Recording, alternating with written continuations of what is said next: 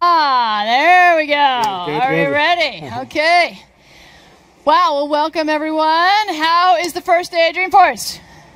Yeah? I said, how's the first day of Dreamforce? Yes. These are all the people who aren't in the Tony Robbins talk. All right, hug the person next to you. I'll wait. All right. Hi, my name is Mary Scott, and I am very pleased to be presenting this evening with Gonzalo Bruna, all the way here from Spain via Belgium. Yeah, more or less. And I'm going to tell you a little bit about how that came to be. But it is his first Dreamforce, right, on stage. I'm scared. But not his first year with Salesforce, and you will see that he has got some tips and tricks up his sleeve. But of course, first, how many folks have seen the Safe Harbor Statement? All right, I'm currently a developer evangelist, but I was a product manager for 7 years, so I do have this tattooed on my body, but it's a little easier to read up here. And the net of it is, please don't make any purchasing decisions based on forward-looking statements that I may make. You can make them on whatever Gonzalo says, because he doesn't work at Salesforce. So, all right. So what we're going to do is talk a little bit about how Gonzalo and I met via the TopCoder challenge. How many folks have spun the TopCoder wheel? Yeah, that's good stuff, right? Wow, and then they give out T-shirts sometimes, don't they? Yeah. Yeah, all right. And then we're going to get into some of the tips and tricks about how to optimize our SOQL queries, not SOQL, SOQL queries, right? And give some references at the end. So there are a lot of folks here. There's a lot of good tips and tricks. And this session will be posted. It will not be recorded, but the content will be posted of the PowerPoint. And we'll be around at the end for Q&A. So let's start a little bit with just setting the stage of how we got to know each other. All right. So this is a use case: mother-son bowling. How many people bowl? Right on. All right. So I volunteered to be on this committee and the PTA at my school, my son's school. And I'm like super excited about it. And it's this bowling event. You have mothers and their sons, and they're going to bowl on a Sunday. Very lovely. And what people do is they fill out these forms, right, on paper, right? So what the other moms had done in the past when they were organizing it, they'd taken the forms and put them on the table and arranged them into lanes from 1 to 30 for the bowling. It took up the whole bowling lane. And so they just took them and you'd have the mom's name and the kids' names, and then they would arrange them into lanes, make a spreadsheet, Excel spreadsheet, print that out, and that's how they organized it. And I said, that's crazy talk. Right. We should do this in Salesforce, right? So we'll put all the data in, and then I'll write this Apex algorithm, and then they all were like, ooh, Apex algorithm, what's that? I can't wait till Mary writes the algorithm. I was like, I got the algorithm. I'm totally got it taken care of. Turns out that what I did learn is it's much easier to just take the paper and throw it on the table, because it is not straightforward. There was one requirement. This is important when you're working with your customers, It was a requirement I hadn't anticipated. So I'm Mary Scotton, my son is Gabriel, my wife is Noelani, we're all going to bowl together. We want to bowl with, John Smith, he's in Gabriel's class, and then the Browns, they live next door, and then Bobby and Sam Thompson, they're like the twins, we're going to go with them too. So they were letting people choose who they wanted to bowl with. Does anybody see the problem with this? Okay, here's the problem. Me. So if you start to really map this out, and my friend Carolyn Grabo, one of my favorite engineers at Salesforce, helped me map this out. She said, Mary, we need a directed graph. Some of the edges are bidirectional. So because I might want to bowl with the Browns, what if the Browns don't want to bowl with me? Right? And they want to bowl with the Johnsons or the Grabills, right? So when it starts, and there's no limit to what they could write. And so then, but there's a limit to the number of people that can be in a lane at a time. So all of these restrictions, and I said, I'm going to do it in Apex. And it was terrible. And I got emails from people who wanted to bowl with people they weren't in the lanes with. That's my problem. But what I did was I gave up. We did have the event. It was lovely. However, I posted a challenge on TopCoder and said, I want to see if somebody else can solve this problem with Apex, and that's where Gonzalo comes in. So without further ado, Gonzalo, would you please tell us some of the tips and tricks that you use to solve this problem? Okay, hi everybody. First, thanks for attending to this session. My name is Gonzalo Abruna. I'm a developer analyst working for 4C Consulting in Belgium. Although I'm Spanish, I work for 4C in Belgium. I have an IT background. I have a couple of certifications. By the way, do we have some people certified here in the room? Yes? Okay. Okay, so basically the algorithm was something behind the scenes, and this was the graphic representation. Here we can see the different lanes with the people playing. Maybe this is a visual force that is not very fancy, but the nice thing of this was behind the scenes, was the algorithm that calculated all of this. And the algorithm basically used this data model, which was the data model of the requirement. In this link, we can see the requirements in TopCoder. And what I have done is I created a Git repository because this algorithm was quite complex, had hundreds of lines of code. I think it was like 5 or 6 different Apex classes. And I think it will not be very useful if I show the algorithm line by line in this session. Because what I want to do is to show you different tips and tricks that you can use in Apex when doing your own algorithms, rather than explaining this algorithm, okay? So please feel free to fork this Git repository, go to TopCoder and have a look at it, okay? Normally, this is my personal case. When I have to do an algorithm, I sit down, I just pick up a piece of paper and a pencil, and I start to define and design the solution. I think this is important, and especially in Salesforce, because when we are working in Salesforce, we have to keep in mind that we have to work with limits. You know limits? You know something about limits? Probably you do, right? Okay, limits is that thing that some people say that it's very annoying and it's making our life more complicated. But to be honest, thanks to limits, Salesforce is working, because limits allow us to share the same resources in the servers of Salesforce. Thanks to limits, we can I like to say that thanks to limits we write better code, and thanks to limits our code is good, otherwise we would hit the limits. So one of the important limits that at least is very important for me is the SOQL queries, and I want to focus at the beginning in SOQL queries for this session. And what I have prepared is one data model, which is, we could see this as a subset of the data model that we used for the TopCoder challenge. And what I propose you is have one algorithm on this data model, and have different solutions using different algorithms. So I will be showing here code with different solutions. Sometimes will not be very good, sometimes will be better, sometimes will be the optimal, hopefully. And we will see how to enhance and upgrade our code. So in this data model, we have one account here that can be seen as companies. And on the other side of the screen, we have contacts that can be seen as employees.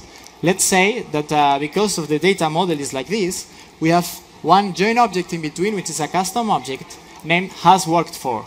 So basically, this join object is saying that for the companies on this side of the screen, all the people that are on the right side of the screen used to work for this company. And the same the other way around. For these contacts, these employees used to work for a list of companies. Okay, this is clear so far, so good? Okay, so now let's say that we have one requirement. Our manager comes to us and says, I want to have a tree, and I want to see per each contact, per each account, all the contacts, all the employees that used to work for that account. And then I want to go complete the tree, and per each one of these contacts, I want to see all the accounts, all the companies where they used to work for. So it would be something like this. We have one account, and all the contacts, all the employees that used to work for them. And then we have for each one of these employees, all the accounts, all the companies where they used to work for. Okay, so it's getting complicated like this. We're going to show now here 3 different solutions. So we have one demo with 3 different algorithms and the same output, because the idea is basically the same, getting to that tree. All right, so this is the Visual Force page, one of the Visual Force pages that I'm using for this demo. Hopefully now it's better, yeah. So you see that we have 3 buttons, one for the first solution, second solution, and third solution. behind these buttons, we have 3 methods, okay? And each method has one algorithm to achieve this. What I'm going to do is I'm going to hit the button for the first solution. And here we see the CPU milliseconds that is taken to do the calculation of this. Let me show you the code for this. So this is the controller class of that. And if I scroll down, it's here. This is the method for the first button, okay? So in this method, it's quite easy. First we query the accounts. Here would be the first mistake. We would need something like limit 1000 or something to put some kind of limit here. Otherwise we could hit the total number of rows retrieved by a SOQL query. But to make this illustration easier, I'm not doing it, okay? So let's say that now we have all the accounts and we want to get the set of account IDs. We are using this loop. We will see that we can get rid of this loop like this, and it's something really easy and really useful. And then, now we have all the accounts, we want to get all the contacts that we used to work for those accounts. So another query, all right? And then we have to build another loop and get the contact IDs that used to work for those accounts, and again query the join object here. So this is a total of 3 SOQL queries to get that information. We will see that it's not very efficient. Actually here, we can see the upsides. Well, easy to understand. Some people will say it's not that easy to understand, but it's true that it's almost coding as you're phrasing. Give me all the accounts, that give me all the contacts, and so on. The downsides is that we have many SOQL queries and we have many loops, because we are going to see that we can do the same thing with less SOQL queries and less loops. And something very important about SOQL queries is that take most of the CPU time. So 99% of the times, if your algorithm is slow, most probably is because your SOQL queries are slow. All right? So let's have a look at the second solution, because I said that we do have 3. So the second solution is here. This is the method for the second solution. Here we see that we get rid of the first query of accounts, because actually we don't need it. We can get to the accounts using this navigation to the parent account. With this we get already the account name, okay? And now, if we do have some accounts, we're going to continue and get the contacts for those accounts. Here we have another loop to build all the to get all the contact IDs.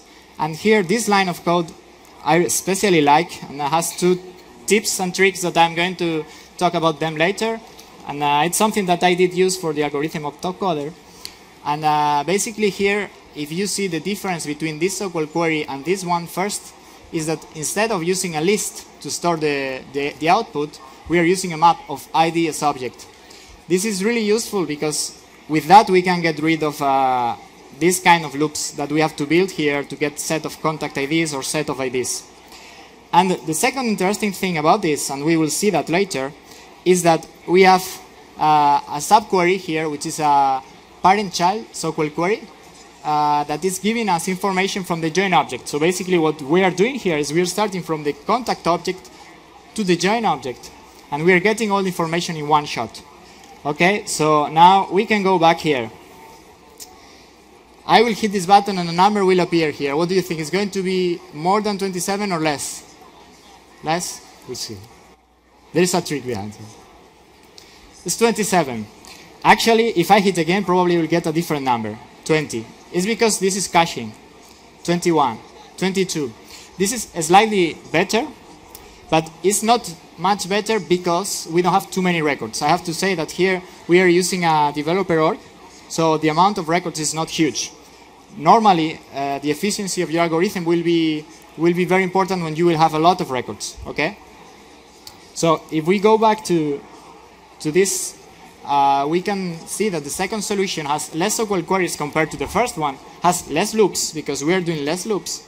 And one downside is that the parent-child SOQL query that I showed before has given you different rows. Rows for this one that I have highlighted, these rows retrieved here are counting against the number of total rows that you can get in a SOQL query, and also these ones. So you have to be careful if you're handling lots of data, because in this SOQL query you're getting more rows than just the map of this the size of this map. the size of this map might be 50, but the total number of rows that the query is getting might be 100, for example. Okay.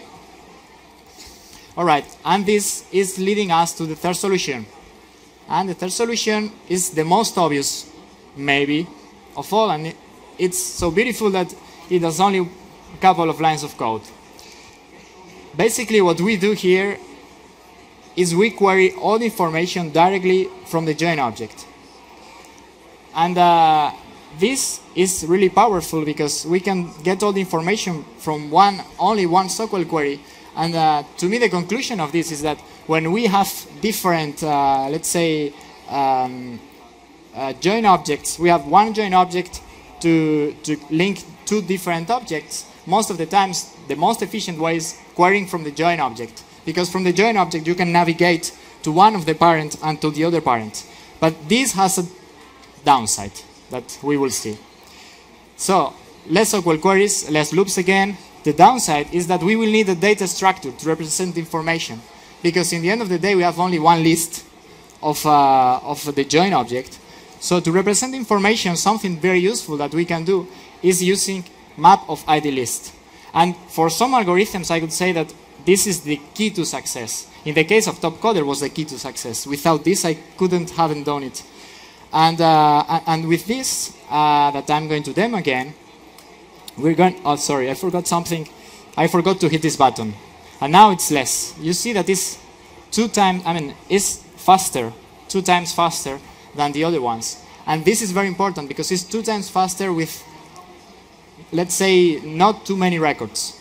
If we just scale this to a lot of records, to a lot of data, it will be like 5, 10, more than 10 times faster than the other ones, okay?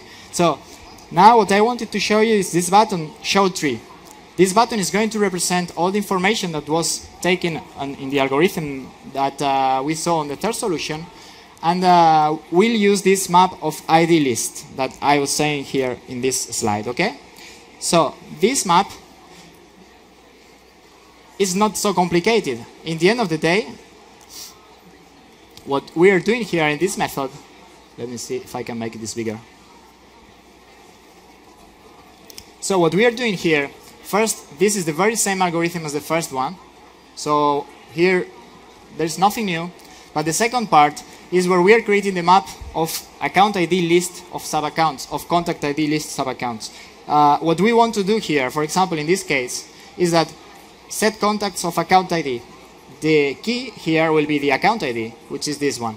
And for this account ID, these are all the list of employees that used to work for that company. Okay? When you're handling this data, there is something very important to keep in mind.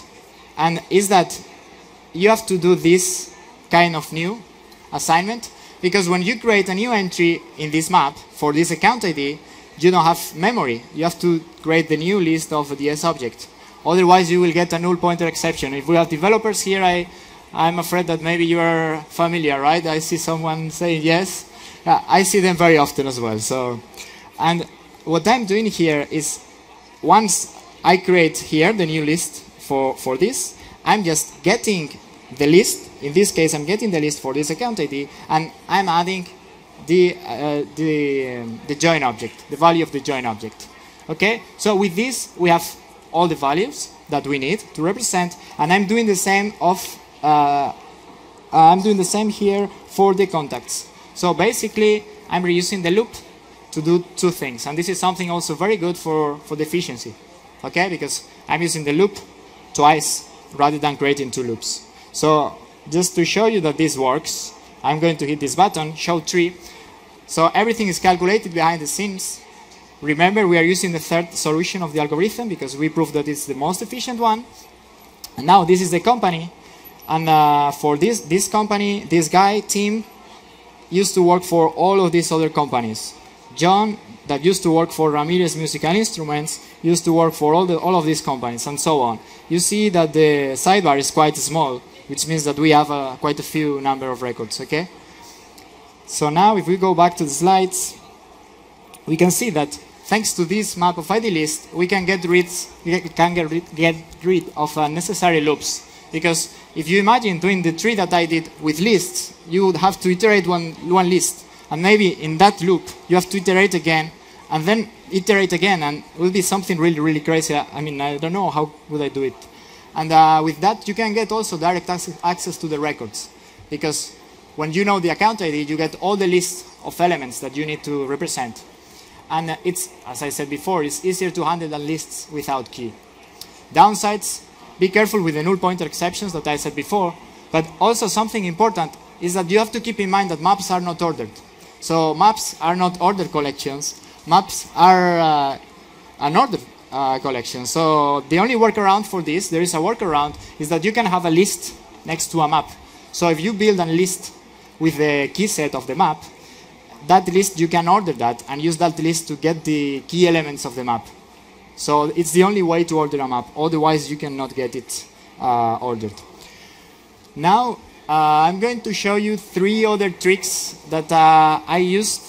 I think one of them was not used in the TopCoder challenge, but I think they are very useful.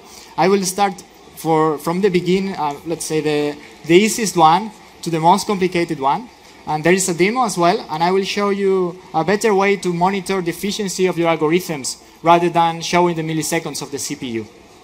Okay, so the first one is that we should put the conditions in SOQL queries, not under the if statements.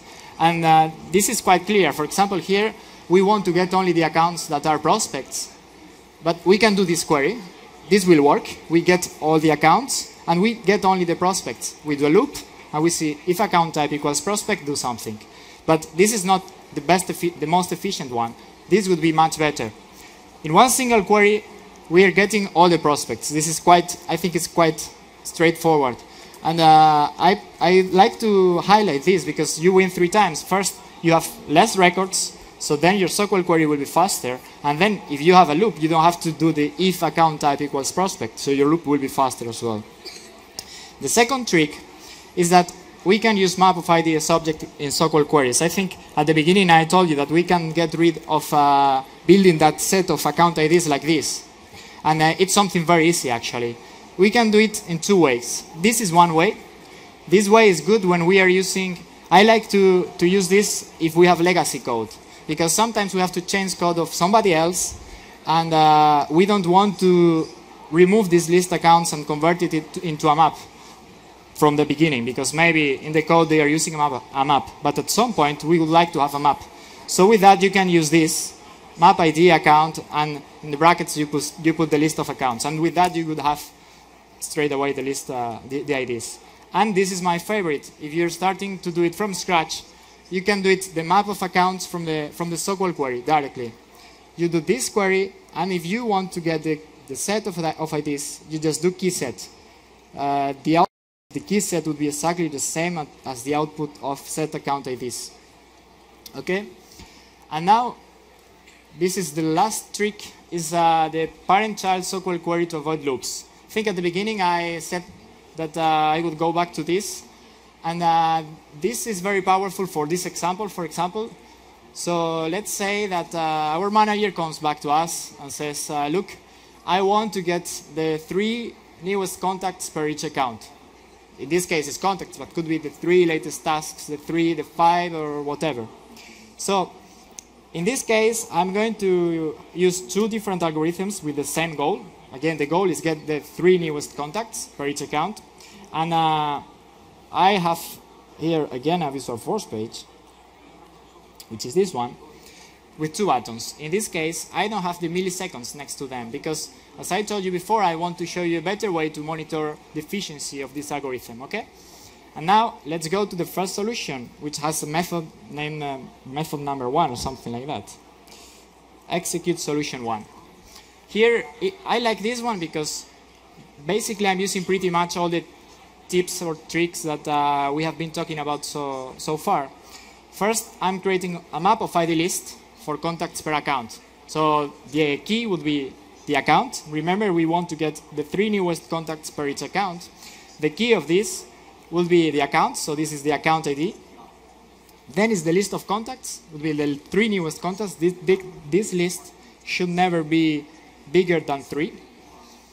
And then we use this query with the map of ID account that I said that I really like. Okay, and with this we get the map of accounts. And then we query the contacts for those accounts. In this case, I'm using order by created date descending. Why? Because we want to get only the 3 newest ones. So with this, we get the list ordered. All right? Remember that I'm using a list in this case, not a map, because the maps are not ordered. All right? And now I start to iterate over the contacts. As I only want the 3 newest ones, I'm going to add them to the map of each account, as long as the account does not have more than 3 already, or 3.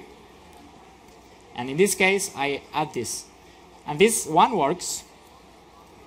And I'm going to show you how to monitor this with the developer console. So you basically go to setup, developer console, you hit run for solution, to ready run, it's here, double click, and now you go to timeline. And in timeline, if I can move this up a little bit, you see that in this frame, most of the time is taking on the database. It's taking in the SOQL query. And this is also the evidence that most of the CPU time taken when doing an algorithm is in a SOQL query. Okay? So now to compare this, we can use the second solution. And the second solution, which is here, can you hear me, by the way? Is it good? Okay, because I don't hear myself. The second solution is using the subquery that we said before. And with this, we have all the algorithm again in one single SOQL query. We have map of accounts, and we get all the accounts, but then we use the contacts relationship to say, okay, order all the contacts that you are going to give me descending, so the newest ones on top, but give me only 3. So you're giving me the 3 newest contacts in one single shot. And with this, we have all the information. We just put that in the map of contacts per account, and that's it.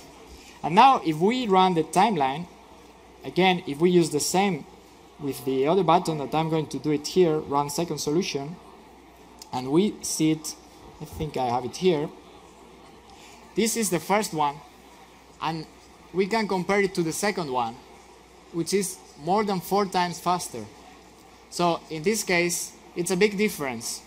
And I think, just to finish, some of the summary of this is that the efficiency of an algorithm, especially in Salesforce, defines its viability, if it's possible to do it or not. Because if you are not careful with the limits of SOQL queries and so on, you will not be able to do your algorithm.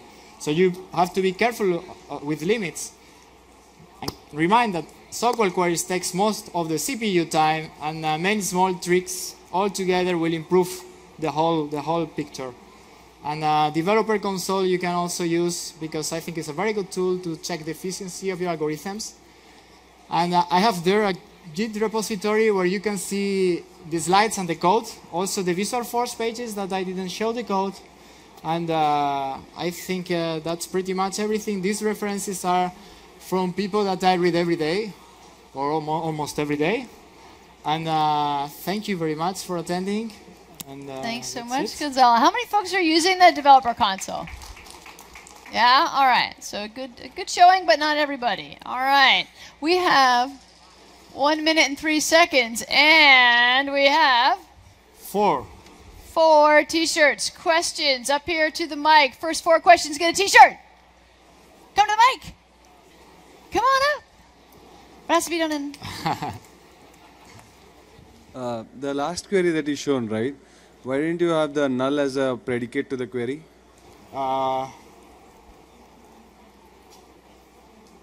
In this one? Yeah, you're checking null in the loop, so... I'm taking, sorry? When you're looping through account object, right? Uh-huh. You're checking the if a.context not equal to null. You just come down. Line 64. 64, wait. 64. Yeah. All right. Because in this case, if this one is null, we don't want to add it to the map. Because in this case, what I do, and that's a very good question, because if we compare the line 37 with the line 65, you see that in the line 37, I'm doing a new list of contacts, because the list could be null. So here I don't want to insert null objects, and this contact is not null, so I don't have to create a new instance, and I will not have the null pointer. So that's why I'm checking that. Otherwise, you could have null values in your map. Right? All right. Teacher, do you? Woo! Next question. Actually, I was going to ask, why are you doing that at all? You know, why are you getting, you've already got a map of accounts to contacts in your SOQL result, and you're reading through it and building a new map of accounts to contacts, but you've actually already answered that you don't want to include the accounts where there aren't any contacts. It, yes. So, no. So you're like, what did you do the whole thing for? It made no sense? Is that what your question is? No, just the last bit where he's the 63 to 67. Yeah. Right. He gets a map that's got accounts to contacts out of the database, and then reads all the way through it, creating a new map of accounts to contacts. You've got one, you're making another one. But he's right, he has a valid point. If you don't want to end up with any accounts that have got no contacts in them in your map, you need to do that. That's it. So when you answered his question, you answered my question too. Okay. Thank you. But you get a t-shirt as well. Hey, yeah, t-shirt. Right on.